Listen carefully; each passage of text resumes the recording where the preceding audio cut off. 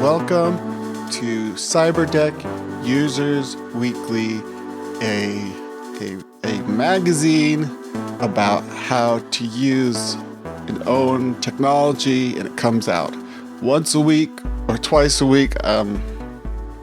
Someone was giving me crap about the bi-weekly thing. Apparently bi-weekly means every 2 weeks, but then I looked it up and sometimes it means twice a week. You know what do words even mean? So this is one of those chill Saturday solo apps, and I'm trying something new today. This is going to be Topical Tech News, issue 1. It's been really interesting being off the Vergecast, how little the decisions and plans and announcements of big tech companies really impact me. It seems like I like the direction I'm headed, where, I'm more and more reliant on open source hardware. I'm hoping to get like Graphene OS going, then I'm even less dependent on Google. But I use Android, but I already have like almost everything that I can turned off on my phone. I'm really interested in this, upcoming WWDC because of the ARM stuff. Right now I'm doing app development in React Native, so it does kind of matter a little bit what Apple and Google do to their operating systems. But as far as this show goes, I feel like I've been really enjoying focusing on interesting open source projects and people working on interesting open source software and hardware. I'm hoping to get some more open source hardware type stuff going as well. But anyways, these tech companies, they still exist, turns out, still doing stuff. So I figured I'd talk about it. And, sorry for all this preamble. The other thing I've been kind of thinking about is like, what was my role on the Vergecast? And obviously the big news of the month is Skate 4. And so I went back and listened to I did like a little weekly segment about Skate 4 when they joked about it a year ago, when EA made a joke about Skate 4 at the end of their presser, and it was very painful, and I was really mad. And I just realized like how it's like, that the meme with the owl, here's how to draw an owl. It's like 2 circles and then you draw the rest of the owl. I feel like I'm the guy who like is maybe okay at like doing some feathers, but like if I was trying to draw a whole owl, like when I talk about a tech company, I usually can't remember the name of the CEO. I can't remember a lot of the proper nouns involved. I have a hard time grasping overall strategy or a lot of the big picture stuff about a tech company. But I'm really hyper focused on some certain technical aspects. Like, ARM Max is really interesting to me. Anyways, I feel like I'm really not the right person to do a tech news podcast solo. But anyways, these are the things I wanted to talk about, so let's talk about them. Skate 4. Thank goodness we're getting a Skate 4. And if you're not aware, there are these very good video games called Skate. They're made by a very bizarrely incompetent or evil or something company called EA. And they're just so much fun. And I've spent a lot of hours. I would say Skate games are my favorite video games ever. I probably spent at this point more hours in Overwatch. But what I like about Skate is just sort of skating around in this world. I really like that there's they're always trying to add a little bit of story, and you're like, Skate 2, you're kind of fighting the cops a little bit, or, you're, what is it called? You're like busting off those little grind stopper things on rails and stuff. But, and, you try to make a narrative of you going from zero to, pro skater or whatever. But for me, what it's really about is this world where you just have this form of expression, which is doing tricks on your skateboard. And it's very pleasing to move around in this world. And I really like to play it and listen to audiobooks or podcasts or whatever. It's just one of the most relaxing things I can imagine. Another game kind of along these lines, I really like Burnout Paradise. So anyways, EA finally announced Skate 4. It was their one more thing at their press conference, which I wasn't actually watching, so I missed the actual moment. A friend told me Skate 4 is coming out. And what's really interesting about Skate 4 is that we are getting 3 Skate 4s. There are 2 games that have been in the works. They're both in early access, and they're very interesting. And when I built my PC, I was really focused on these 2 skate games, and I was really excited. I need a PC to play these early access skate games. So there's Session and Skater XL. And it's a little hard to tell which of them is better, but they kind of both seem really great in their own ways. Session is sort of a more open world New York. Skater XL seems a little more levels based. Session seems a little higher end graphically. Skater XL seems like they've gotten some like pump mechanics before Session did. So I need to get both of these games. I need to play them. What I'm kind of hoping for though is these games had this sort of unlimited runway where they can just, it's small teams building skateboard games out of pure passion and love of the genre, and obviously very inspired by skate, where both of them kind of diverge a little bit from the skate model. Is in skate you have a single stick. Your left stick on your controller is for steering basically, and your right stick is for doing the tricks. And Skater XL and Session, I believe they both have a mode where you can control it like the classic skate controls, but they also have this ability to use one stick per foot, which sounds terrifying and maybe might be too hard for my old brain and hands. But I'm excited that they're about to go up against the juggernaut. EA is going to be putting, hopefully, millions and millions of dollars into Skate 4, right? This looks like a game that's going to come out in 2022. But maybe we'll get lucky and it's a 2021. It looks like they're so early. They're making jokes in the announcement. There was no footage, no pictures, nothing. It was just a couple of dudes saying oh yeah, we got to wake some people up to start working on this. They look extremely early. But it kind of puts this deadline and pressure, because I think Session and Skater XL could both be better than Skate 4 possibly. And if they're not, I feel like I win no matter what. It's just so exciting. But I like this. Maybe we'll end up in a world where there was a time when Quake was the first person shooter. And then Half-Life came out. It was Quake 3 Arena. I think I have this timeline right.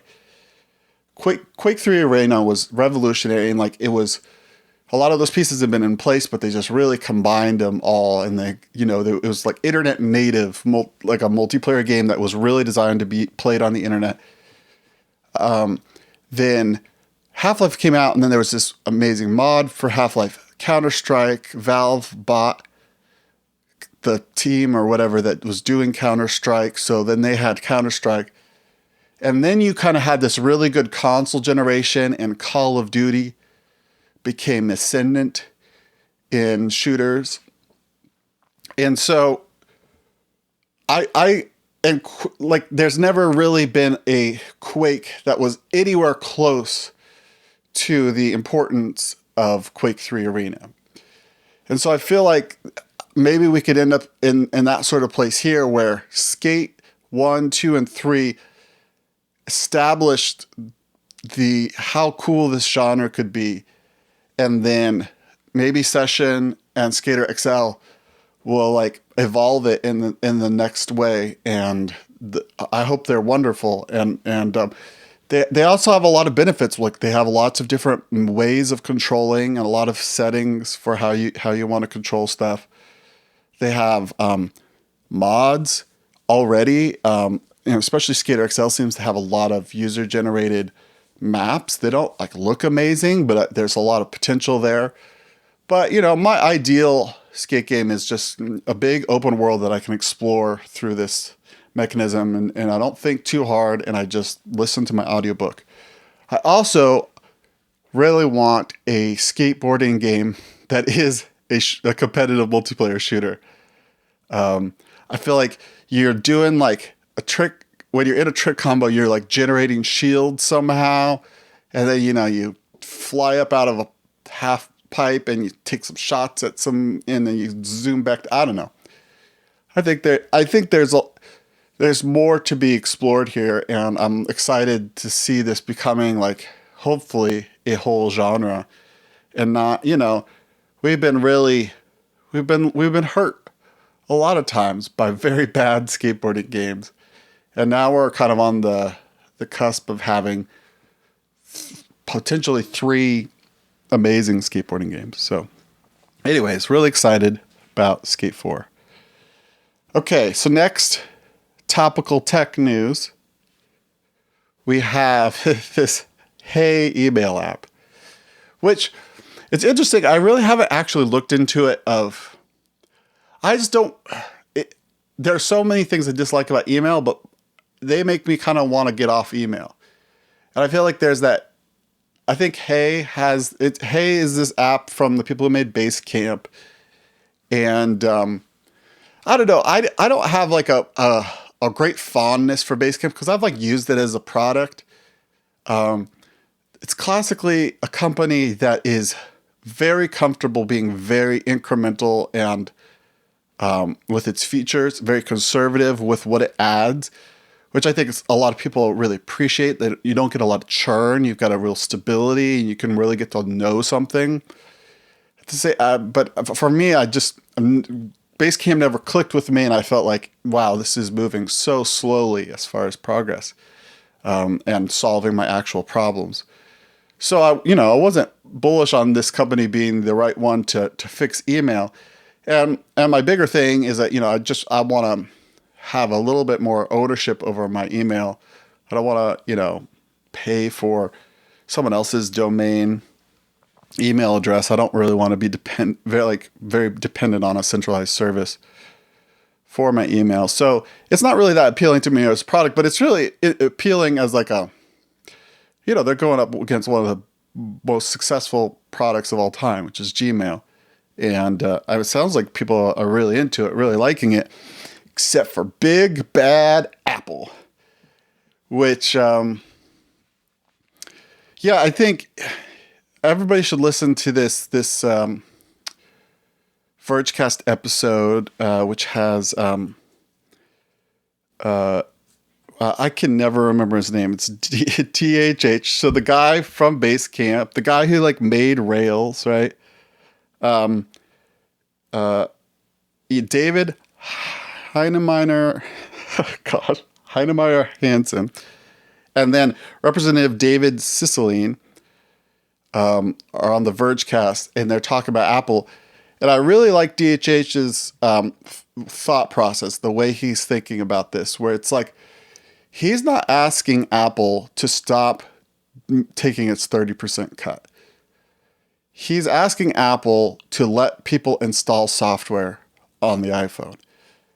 And just like on the Mac, you can go through the Mac App Store if you want the Mac App Store experience, you want that promotion, that peace of mind for the user, all the things that you can possibly get with an app store.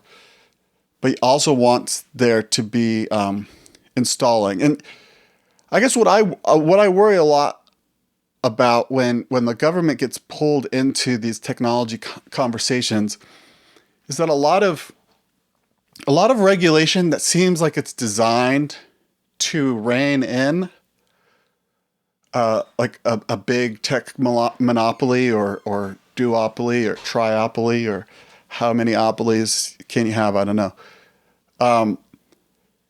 A lot of times it seems like it's like we're trying to help the little guy compete against, this behemoth. But a lot of times it seems like it ends up enshrining that tech company as the forever provider of that service. It's like you get this like buddy relationship. Ultimately, it doesn't seem like it at first. It seems really antagonistic, and it's the government going after this big company and trying to cut them down to size. But eventually it just seems like, this is a utility. This is something that everybody needs forever. And so, the government's going to help make sure it's always fair. But also it seems like the government helps perpetuating it forever. And I have this way of thinking about the way technology progresses, where you have the walled garden is this time when you have an idea that's not obviously good and it's not obviously finished. It's not entirely clear that it's the right way to do things or whatever. And so you make a company around it and you put it in a walled garden. You protect it in some sense, and you profit from it. And I feel like what happens eventually is once we realize, the collective, everybody kind of realizes this is a really good idea. That's when you get the open version of that. And I think we're definitely technically capable now of having the open version of what app stores are. Like there's F-Droid on Android, for instance. It's open source software. The review process. Like there's a lot of open source software repositories that they're not just, oh, you got code, put it in here. There's a lot of checking for compatibility, checking for breakages, checking for security. And yet they're still open source. So I think we're definitely capable, and more capable now than we were when the App Store first showed up. So that's why I never begrudge a company sort of starting out closed in that sense. I'm still kind of bugged that the iPhone, seems like the iPhone could have allowed users to install software all along. But I'm not that mad at the App Store, but what I don't think it would be natural that we just have the App Store forever and we just regulate it really well, because it's sort of in a sense, it's admitting defeat, or it might perpetuate the walled garden situation artificially, which I feel like there's something about walled gardens where they do kind of run their course. I know this is vague, but these are sort of just, this is kind of the way I think about it. The other really fun thing about this podcast, I tweeted about this, but if you're not familiar with like anarchist thought, it's like you kind of view the government as kind of like a mafia. It's like a protection racket, pay us, do this, or, we'll come for you. And look, we're I think, is it Dave Smith of Part of the Problem is like, and he might be quoting somebody else, but the government is like the mafia masquerading as a human rights organization. All their PR, all their press releases, all the names of their laws are all about kindness towards humanity, but their implementation tactics seem pretty blunt and not very cool to me. And so this guy, the David Cicilline, this representative who's on the House antitrust community, keeps on talking about Apple as like kind of like a mafia and a protection racket, like pay us the 30% cut or we'll come for you and we'll ruin your life and ruin your business. And I mean, yeah, I guess you probably have to be in that mindset of a different way of thinking about the government to see that as like, oh, are you talking about the government right now? Anyways, I had a lot of chuckles, and I thought it was really funny. And I mean, I also think a lot of these monopolies that we find to be, or quote unquote monopolies that we see as so unassailable, a lot of what props them up is, well, there's government contracts, like Amazon, famously, Amazon's cloud, I'm pretty confident is filled with government work.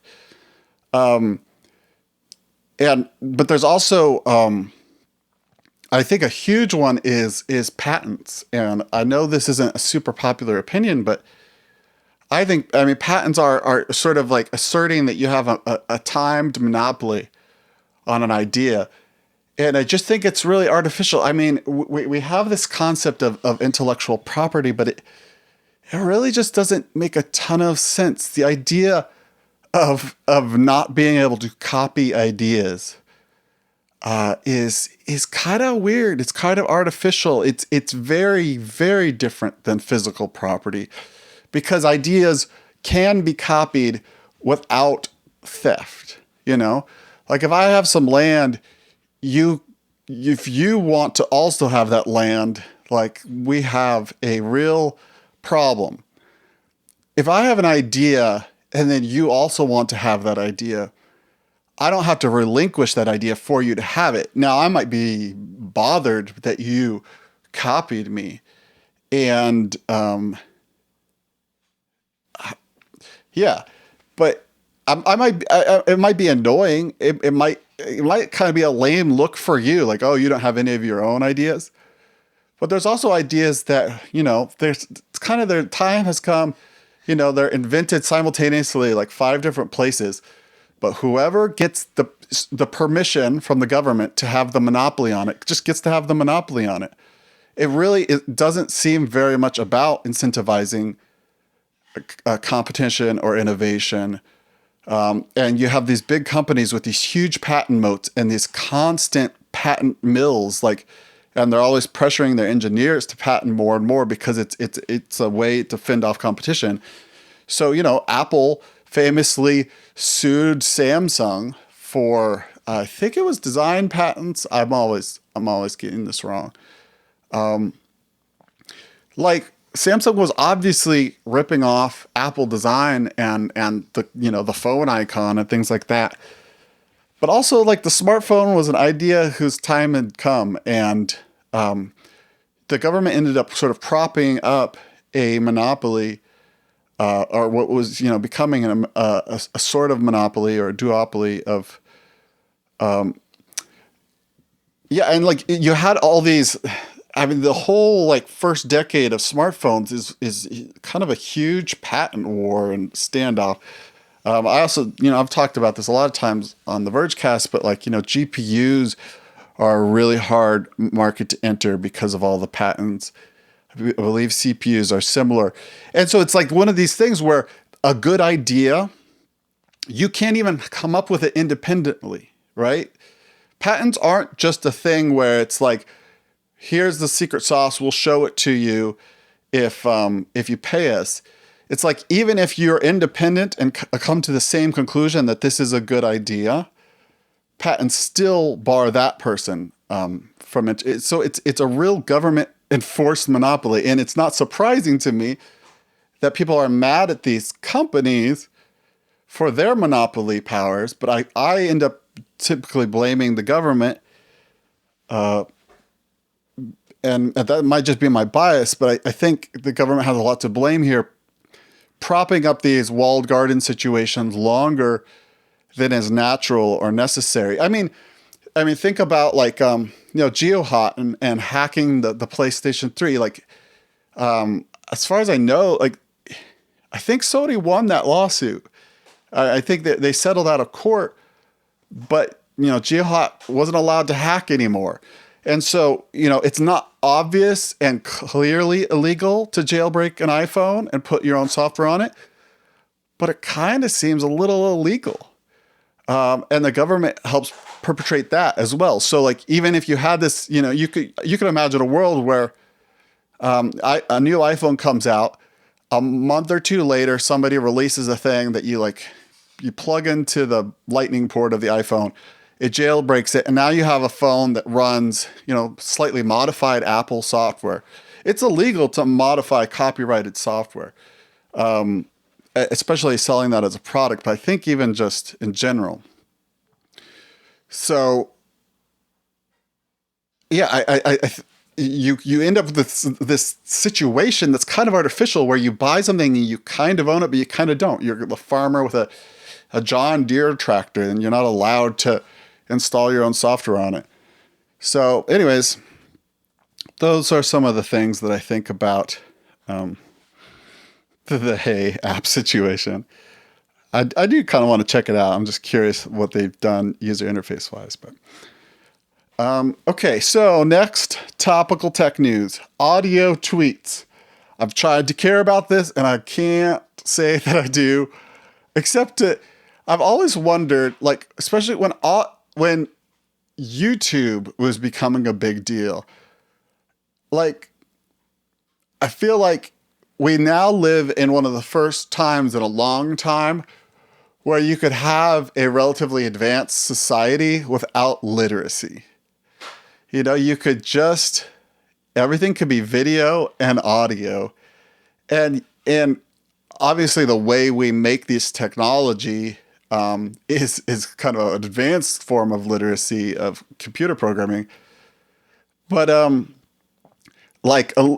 maybe the base layer is always going to involve some amount of literacy, but you could have the upper layers where most of the users, spend 99.9% of their time be word free or written word free, which I just try to keep an open mind to it, and I try not to be, I try not to wring my hands when we go a little less literate in some ways, because I think I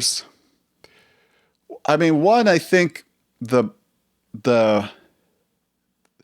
there's a bias that I think I would naturally have towards the written word because I've been successful with the written word. I come off a lot smarter, and at least I think I do. I come off smarter and more interesting and more well-reasoned when I write something than when I talk out loud. But there's also people who are not as much of a writer type. Like, I was just quoting like Dave Smith, this anarchist. He's read a ton of books, and he's really knowledgeable and seems smart to me when he's talking. But when he tweets, like, he says the word T-O-O, but he does it T-O, And it's like, there's some people who are just going to look dumb when they write, but going to look smart when they talk out loud. And so I don't want to be like biased against that. I don't think writing is necessarily like the pinnacle of human expression. So, but audio tweets just, I don't know. I guess it makes sense. It doesn't seem to hurt in any way, but it's interesting. Post-literate society. What would that look like? Okay, so next, topical tech news. This is already a little old, but PlayStation 5 reveal. It's kind of weird watching it because it's so low res, that stream, with like a billion people or whatever watching it simultaneously, and it's like 1080p 30. This is supposed to be like an 8K console. So I felt like there was some real next gen looking stuff in there. A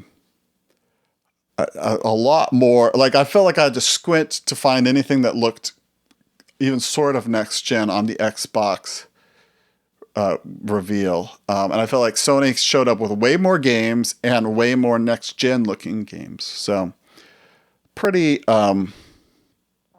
bullish on Sony. Like, I mean, a part of me, like, I've never been good with the DualShock controller. Like basically, there's two ways to make a controller these days. There's the two sticks side by side, and then there's the two sticks diagonal. Sony has two sticks side by side. Xbox has them diagonal. I'm much more comfortable with the diagonal, and I don't know how long it would take me to get comfortable on a DualShock like controller, but I'm feeling like it looks like Sony's going to run away with this. I guess obviously the big question is price. They, of course didn't mention a price in there. Obviously it seems like obvious that Sony and Microsoft are playing chicken with the price reveal. I don't know. Maybe they'll just both show up at $500. Who knows? The aesthetic, I can't get into the aesthetic of this console. I think it's interesting. I do think it's going to be the big one. That's kind of one of the reasons I just think there's just sort of physics things. If you're doing more, you're going to make more heat. And maybe if you're a super genius, you figure out how to do more heat in a smaller space somehow. And maybe Microsoft just did such a good job cooling the Xbox, and they're generating just as much heat as the PlayStation 5. But I have the vibe that the PlayStation 5 is more powerful in that sense. Like they're ready to deal with more heat because they made a monster looking console. But maybe they just have wild like BMW design people who just decided to make something weird and big, and maybe I'm totally off on that assumption that it's generating more heat. I just think it looks dumb, and it definitely doesn't seem designed to match anything in your home, which is interesting. I mean, always felt the PlayStation 2 design was amazing, and then PlayStation 2 Slim, it's like my favorite, design of a console ever. And in some sense that doesn't, and so like, I felt like it was very, in some sense, avant-garde at the time, and maybe I just grew accustomed to it. But this PlayStation 5 does not seem like an aesthetic that you're supposed to grow accustomed to. It's very loud, and anyways, I'm sure it'll be fine. Hopefully they come with like an all black version or something. Last tech news, I guess I don't have a ton to say about this. I just saw it and I was really excited about it. There's new Lego Mindstorms robots, and you could program them with Scratch or Python. Like they're coming out with, it looks like, new motors. Like something that's really important in robotics is you can have a motor that's just like you turn it on and it goes forward, and you turn it off and it stops going forward, and you maybe can go backwards and stuff. But a motor where you know exactly how much it's turned and which position it is in presently is more complicated and more difficult to make. But obviously gives the roboticist a lot more information to do smarter and more interesting robots. So these new Mindstorms seem like one of the biggest leaps in a while. And I've got a nephew who's into Mindstorms. Obviously, this is kind of a rich person's game, but hopefully, like every school will have a robotics club, and every robotics club will have some of these for people to have access to. I just think, I think it's so cool that seeing this technology become more accessible, and I'm looking forward to the next generation of roboticists and robots. So anyways, that's topical tech news. Issue 1. Let me know if this is a good idea. Again, like I a lot of this stuff has happened over the past few weeks. Thought about doing a show about it, but it's, I felt like I finally had enough things to talk about in one episode, so I thought I might as well. Obviously this show is much more interested in decentralized technology, not what the big players are doing, but I also love skate. And so it's fun to express that. So anyways, I want to say thank you. I feel like I've been doing real fast sign-offs lately. I should be more thankful people. Thank you to everybody who's listening, and subscribe to the newsletter. You can go to paul.lol to sign up. Thank you to the Patreon supporters. That's been awesome. We have a Discord chat right now. And I want to get something that's a little more cooler, like a Matrix server or something like that, and then like maybe publicize it a little more widely. But yeah, it's fun chatting with those people in the Discord. Yeah, just real grateful to be able to do this and to talk about technology, and I love that some people want to listen to that. So really appreciate it. Hope you have a great week. Hope you're doing well. And Paul.